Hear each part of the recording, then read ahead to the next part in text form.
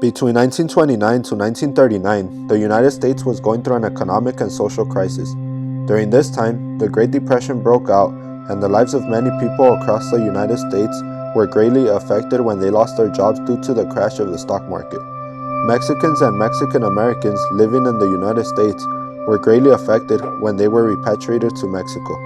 Repatriation is the act of returning somebody to their own country.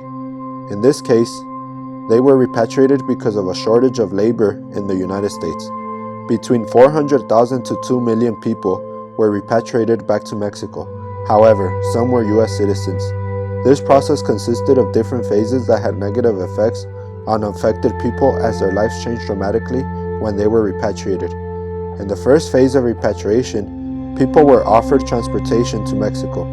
In Boulder, Colorado, trains were provided for Mexicans who volunteered to return to their homeland. Only Mexican citizens across the United States were eligible to return. They chose to return to Mexico because they were promised land grants and a better economic standpoint. Since Mexicans were the first to lose their jobs during the Great Depression, they were persuaded to return home and escape the economic turmoil that existed in the United States. So, during the first phase of repatriation, Mexicans ultimately chose to return to Mexico without being forced. They went back in trains, and some found their own transportation. However, once they returned, they began to experience economic hardships in Mexico. When economic conditions began to worsen in America, the government began taking greater action towards repatriating people of Mexican descent. Instead of repatriating people, the government began to illegally deport people, including United States citizens. As shown in data, about 60% of people who were forced to return to Mexico were born in the United States. Therefore, the later phases of repatriation included forced deportation that began to affect deported people in distinct ways. When they arrived to Mexico, they never received the land grants they were promised.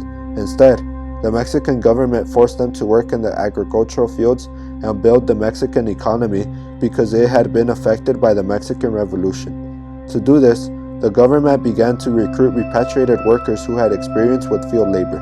Moreover, United States citizens were illegally deported out of America after they were seen as racially inferior compared to other non-colored citizens. As the phases of repatriation grew deeper, repatriated people began to suffer in Mexico. Even though some people volunteered to return to Mexico, they did not fully assimilate to the Mexican culture. Living conditions in Mexico were tough, as not all people returned to their original homeland. Therefore, they had to settle in cramped one-room apartments and live in inhumane conditions. The most affected people were United States citizens who were deported unfairly. They were not raised in Mexico, so they were not familiar with the language. In schools, they were prohibited to speak English and were forced to learn everything in Spanish. After not being able to assimilate in the culture, many citizens tried to return to America, but many of them were unjustly denied to return because of the immigration law. This law forbid United States citizens to return to their homeland with ease and required them to go through the process of immigration where they were forced to take literacy tests. Therefore, historians label this time period as the decade of betrayal. Many Mexican citizens were debating on coming back to the United States to seek a better future once again. But in Mexico, Lázaro Cárdenas kept making promises to Mexicans who stayed and worked the lands. He was doing this as an effort to build a stronger economy in Mexico. Soon, repatriated people forgot about returning to the United States as they assimilated to the Mexican culture. After not being able to return to the United States, many of them had to live in Mexico, but they struggled economically and socially as conditions were worse than they were in the United States. This mass deportation of Mexicans during the repatriation is one of many examples of mistreatment and marginalization that Mexicans have undergone in the history of the United States. Mexicans have also suffered from displacement and immigration laws in which they are deported and treated unfairly.